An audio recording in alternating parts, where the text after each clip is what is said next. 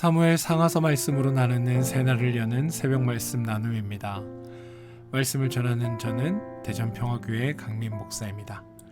오늘 우리 함께 살펴볼 말씀은 사무엘상 3장 1절로부터 4장 1절까지 말씀입니다. 아이 사무엘이 엘리 앞에서 여호와를 섬길 때에는 여호와의 말씀이 희귀하여 이상이 흔히 보이지 않았더라. 엘리의 눈이 점점 어두워가서 잘 보지 못하는 그때에 그가 자기 처소에 누웠고 하나님의 등불은 아직 꺼지지 아니하였으며 사무엘은 하나님의 궤에 있는 여호와의 전 안에 누웠더니 여호와께서 사무엘을 부르시는지라. 그가 대답하되 내가 여기 있나이다 하고 엘리에게로 달려가서 이르되 당신이 나를 부르셨기로 내가 여기 있나이다 하니 그가 이르되 나는 부르지 아니하였으니 다시 누우라 하는지라. 그가 가서 누웠더니 여호와께서 다시 사무엘을 부르시는지라.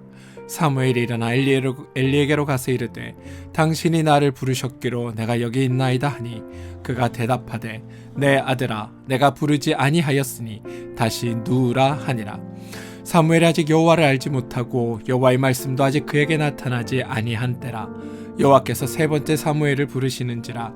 그가 일어나 엘리에게로 가서 이르되 당신이 나를 부르셨기로 내가 여기 있나이다 하니 엘리가 여호와께서 이 아이를 부르신 줄을 깨닫고 엘리가 사무엘에게 이르되 가서 누웠다가 그가 너를 부르시거든 내가 말하기를 여호와여 말씀하옵소서 주의 종이 듣겠나이다 하라 하니 이에 사무엘이 가서 자기 처소에 누우니라.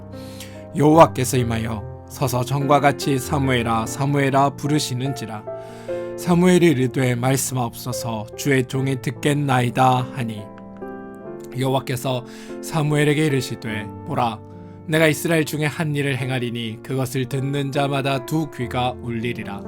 내가 엘리의 집에 대하여 말한 것을 처음부터 끝까지 그날에 다 그에게 이루리라. 내가 그의 집에 영원토록 심판하겠다고 그에게 말한 것은 그가 아는 죄악 때문이니 이는 그가 자기의 아들들이 저주를 자청하되 금하지 아니하였음이니라. 그러므로 내가 엘리의 집에 대하여 맹세하기를 엘리 집의 죄악은 제물로나 예물로나 영원히 속죄함을 받지 못하리라 하였노라 하셨더라. 사무엘이 아침까지 누웠다가 여호와의 집의 문을 열었으나 그 이상을 엘리에게 알게 하기를 두려워하더니 엘리가 사무엘을 불러 이르되 내 아들 사무엘아 하니 그가 대답하되 내가 여기 있나이다 하니 그가 이르되 내게 무슨 말씀을 하였느냐. 청하노니 내게 숨기지 말라. 내게 말씀하신 모든 것을 하나라도 숨기면 하나님이 내게 벌을 내리시고 또 내리시기를 원하노라 하는지라. 사무엘이 그것을 그에게 자세히 말하고 조금도 숨기지 아니하니 그가 이르되 이는 여호와시니 선하신 대로 하실 것이니라 하니라. 사무엘이 자라매 여호와께서 그와 함께 계셔서 그의 말이 하나도 땅에 떨어지지 않게 하시니 단에서부터 브엘세바까지의 온 이스라엘이 사무엘은 여호와의 선지자로 세우심을 입은 줄을 알았더라. 여호와께서 실로에서 다시 나타나시되 여호와께서 실로에서 여호와의 말씀으로 사무엘에게 자기를 나타내시니라. 사무엘의 말이 온 이스라엘에 전파되니라. 사무엘상 3장 1절로부터 4장 1절까지 말씀입니다. 오늘은 어제의 말씀에 이어서 같은 본문의 말씀을 한 번 더 살펴보도록 하겠습니다. 어제 우리는 사무엘이 하나님의 음성을 들었고 다음날 아침 엘리가 사무엘을 불러 하나님께서 무슨 말씀을 하셨는지 묻는 장면을 함께 읽었습니다. 그런데 여러분, 엘리가 사무엘에게 사용한 언어를 한번 살펴보시기 바랍니다. 내게 숨기지 말라. 내게 말씀하신 모든 것을 하나라도 숨기면 하나님이 내게 벌을 내리시고 또 내리시기를 원하노라. 여러분, 이건 단순한 질문이 아니지 않습니까? 이건 사실 사무엘을 향한 협박이며 위협입니다. 하나님께서 제사장을 세우신 목적이 무엇일까요? 제사장은 죄 지은 백성이 제사함을 받도록 하나님께 간구하는 역할을 하기 위해 제사장을 세우셨습니다. 하나님께서 이스라엘을 향해 진노하실 때 제사장은 하나님 앞에 나아가 하나님의 진노를 막아서야 하는 중대한 일을 맡은 자입니다. 또한 하나님의 진노 앞에 이스라엘 백성과 하나님과의 사이를 중재하는 자가 제사장입니다. 그런데 엘리를 보십시오. 진노를 막아야 할 제사장임에도 불구하고 자신의 호기심 때문에 하나님께서 너에게 진노를 내리시기를 원한다라고 말하고 있습니다. 여러분, 이건 하나님이 제사장을 세우신 하나님의 목적에 완전히 위배된 행동을 하는 것과 마찬가지입니다. 하나님께서는 이스라엘 백성들에게 하나님의 진노가 그들에게 향하지 않도록 중재자로서의 제사장을 세우셨는데, 오히려 제사장이 이스라엘 백성, 아니 자신의 제자를 향해 너에게 하나님의 진노가 있을 것이라고 이야기한다는 것, 이건 하나님께서 제사장을 세우신 목적을 왜곡하는 일이라는 겁니다. 결국 사무엘은 하나님의 말씀을 다 엘리에게 전하게 됩니다. 그런데 여러분, 이때 엘리가 보여주는 반응이 이렇습니다. 이는 여호와시니 선하신 대로 하실 것이니라. 18절에 나오는 고백인데요. 언뜻 보면 이 사람이 신앙적인 믿음의 고백을 하나님 앞에 드리는 것은 아닌가, 여호와는 선하시니 선하신 뜻대로 하실 것이다 라고 읽혀지기도 합니다. 그런데 여러분, 잘 읽으셔야 합니다. 이건 하나님의 선하신 뜻을 인정하는 그 말이 아닙니다. 오히려 여호와? 그래, 그분은 원래 자기 좋을 대로 하시는 분이야 라는 빈정거림의 말투로 이 말을 내뱉었음을 우리는 상상할 수 있어야 합니다. 여러분, 이건 제사장 엘리의 불신앙을 아주 최고의 극도로 보여주는 장치이기도 합니다. 그래서 우리는 이 장면만 봐도 이스라엘이 이런 상황이기에 하나님이 이스라엘을 찾아오실 수밖에 없구나, 모든 사람이 포기하고 아무도 기대하지 않는 사무엘에게 하나님은 찾아오실 수밖에 없었구나라고 상상할 수 있는 겁니다. 그리고 그렇게 사무엘에게 찾아오셔서 하신 하나님의 행하신 일들이 19절에 나타납니다. 사무엘이 자라매 여호와께서 그와 함께 계셔서 그의 말이 하나도 땅에 떨어지지 않게 하시니. 사무엘상에서 여러분 반복적으로 등장하는 표현이 사무엘이 여호와를 섬겼더라 라는 표현입니다. 섬겼다라는 표현은 시중들다, 봉사하다, 일하다라는 뜻을 가지고 있습니다. 신실한 믿음을 가지고 경배했다라는 의미가 아니라 하나님께서 사무엘에게 맡기신 일을 사무엘이 잘 감당했다라는 의미입니다. 여러분, 성경이 강조하는 내용을 살펴보면 아이 사무엘은 하나님 앞에 자라니라. 아이 사무엘이 점점 자라매 여호와와 사람들에게 은총을 더욱 받더라. 사무엘이 자라매 여호와께서 그와 함께 계셔서 등이 등장합니다. 이 세 구절의 공통적인 강조점은 하나님이 사무엘과 함께 계셨다라는 것에 있습니다. 사무엘이 여호와를 섬겼다라고 할 때 아무 일도 일어나지 않았습니다. 그러나 여호와가 사무엘과 함께 계셨다라고 할 때 역사가 일어나는 겁니다. 우리가 하나님을 향하여 무엇을 행할 때 어떤 역사가 일어나는 것이 아니라 하나님이 우리와 함께 계실 때 비로소 우리가 은혜를 입고 은총을 입으며 우리 삶에 하나님의 일하심과 역사하심이 드러나는 겁니다. 이게 신앙의 바른 모습입니다. 우리가 하나님을 얼마나 섬겼냐를 자랑하는 것이 아니라 하나님이 얼마나 우리와 함께 계시고 하나님이 우리를 얼마나 도우시는가를 놀라워하며 감사하며 고백하는 것, 이게 신앙이라는 겁니다. 하나님이 함께 하시기 때문에 사무엘의 말이 하나도 땅에 떨어지지 아니하고 온 이스라엘이 사무엘은 여호와의 선지자인 줄 알더라. 이게 사무엘에게 있는 결론입니다. 다시 말해 하나님의 일하심의 결과가 바로 이런 결론으로 이어졌다라는 겁니다. 여러분, 하나님은 다른 사람과 구별하여 사무엘을 백성 중에 높이는 것이 목적이 아닙니다. 모든 하나님의 백성들을 도우시는 것, 그게 하나님의 목적입니다.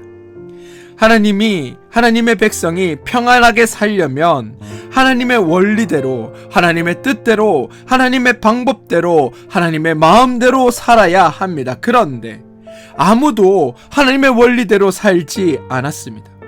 그래서 하나님이 사무엘에게 간섭하셔서 사무엘의 말이 하나도 땅에 떨어지지 않게 만들어 주시는 겁니다. 이게 전적인 하나님의 일하심입니다. 백성은 사무엘의 말만 듣는데 사무엘은 하나님의 원리, 하나님의 방법, 하나님의 뜻대로 말합니다. 만약 백성이 하나님을 모른다 할지라도 사무엘의 말만 듣고 사무엘의 말한 대로만 행동하더라도 사무엘이 하나님의 원리와 하나님의 방식대로 말하기 때문에 온 백성이 하나님의 방식대로 말하는 것이고 하나님의 방식대로 행하는 것이고 하나님의 방법대로 하나님의 뜻대로 행하는 겁니다. 따라서 결과적으로 모든 백성이 태평한 열매를 낳게 만드는 것.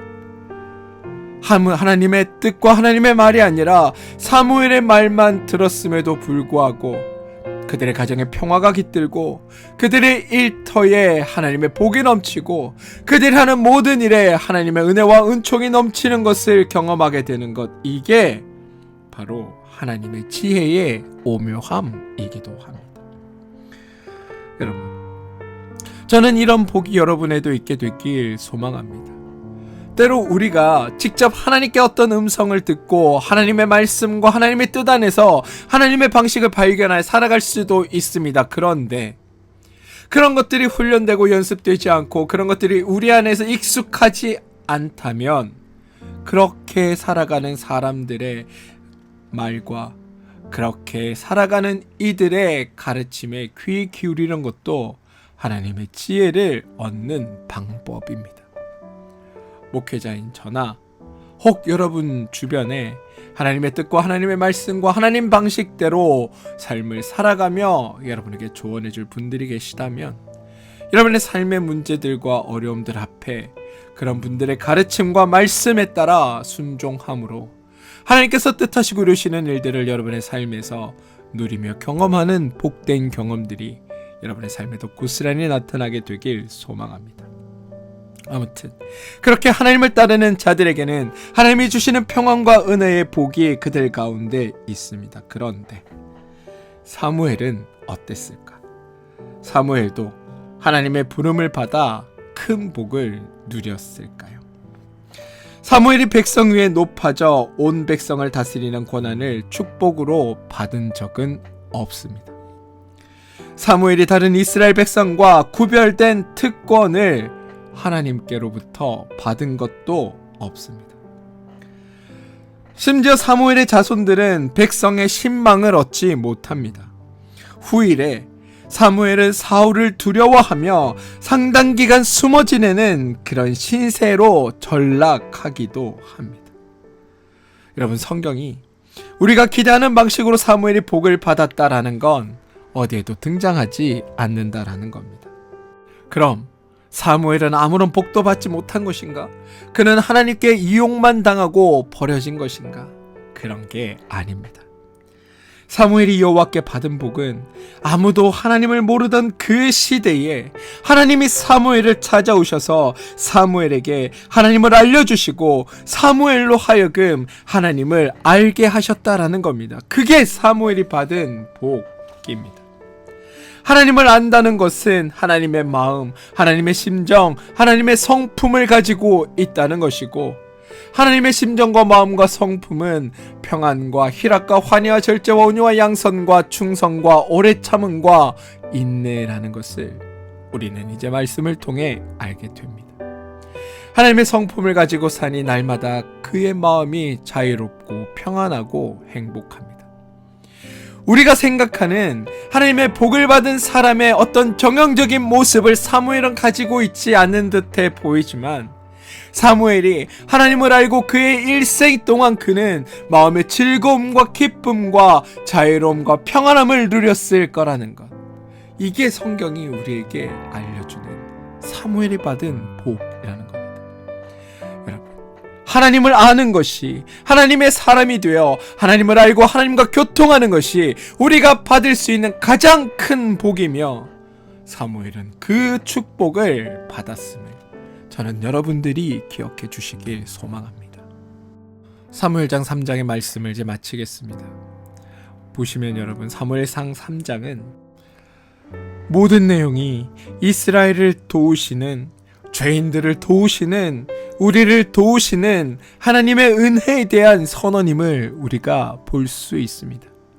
아무도 찾지 않을 때, 아무도 하나님을 바라지 않을 때, 아무도 하나님께 구하지 않을 때 먼저 찾아오시고 먼저 가르쳐 주시고 먼저 함께 하시는 하나님이 바로 우리의 하나님이다.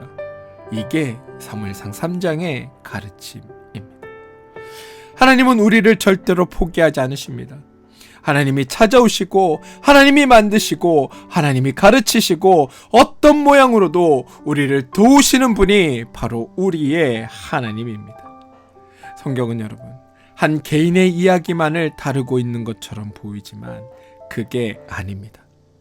하나님 앞에 창조된 모든 인간들의 본질적인 문제를 다룹니다. 하나님은 한 나라, 한 민족의 어떤 사건만을 다루시는 것이 아니라 바로 우리 모두를 상대하고 계십니다. 우리의 삶에 왜 하나님이어야 하는가, 이거를 가르쳐 주려 하신다라는 겁니다. 그 하나님을 만났던 이스라엘이 그 하나님의 뜻대로 행하지 않아 하나님의 백성임에도 하나님의 은혜를 하나도 누리지 못하는 어리석음을 범했습니다. 그 이스라엘보다 더 큰 은혜, 바로 예수 그리스도의 죽음을 통하여 성도라고 하는 엄청난 은혜를 받은 사람들이 바로 저와 여러분입니다. 그런 우리기에 우리는 이 이스라엘이 했던 실수를 반복해서는 안 됩니다. 만약 우리가 하나님께 더 큰 은혜를 받은 성도임에도 불구하고 하나님의 은혜를 받아 누리지 못한다면 그건 우리가 더 어리석다는 것을 증명하는 일밖에 되지 않습니다.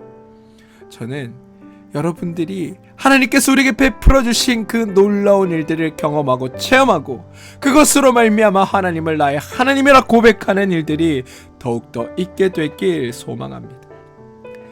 따지고 보면 여러분, 사무엘처럼 우리도 가능성이 없습니다. 자격도 부족합니다.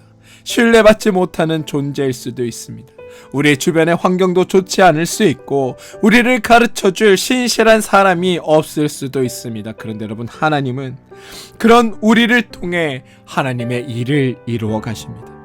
사무엘이 훌륭해서가 아니라 하나님이 함께 하셨기에 사무엘의 말이 땅에 하나도 떨어지지 않았던 것처럼 우리도 하나님의 함께 하심으로 하나님의 일을 감당할 수 있음을 기억하시고 하나님께 더욱 귀하게 쓰임받는 여러분들 되어주시길 소망합니다.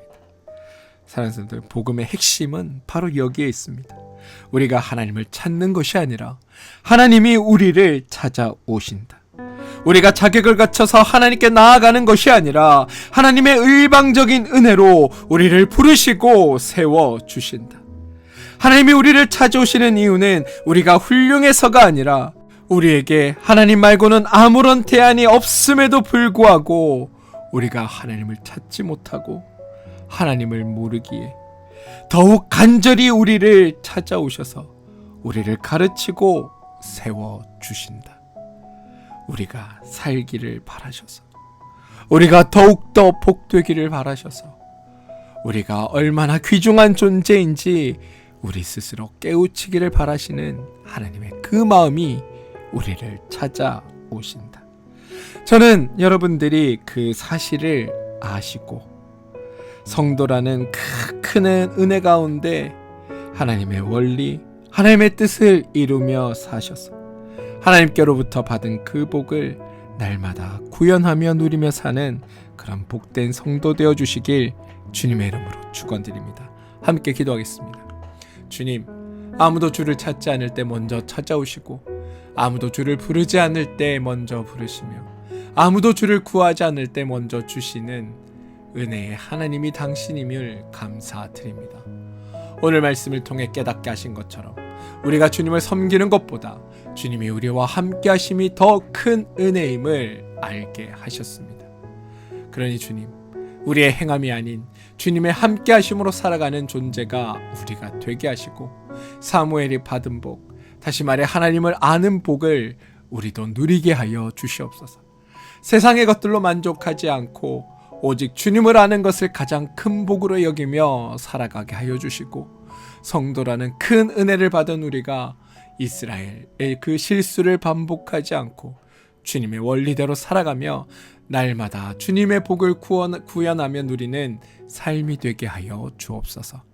예수님의 이름으로 기도합니다. 아멘.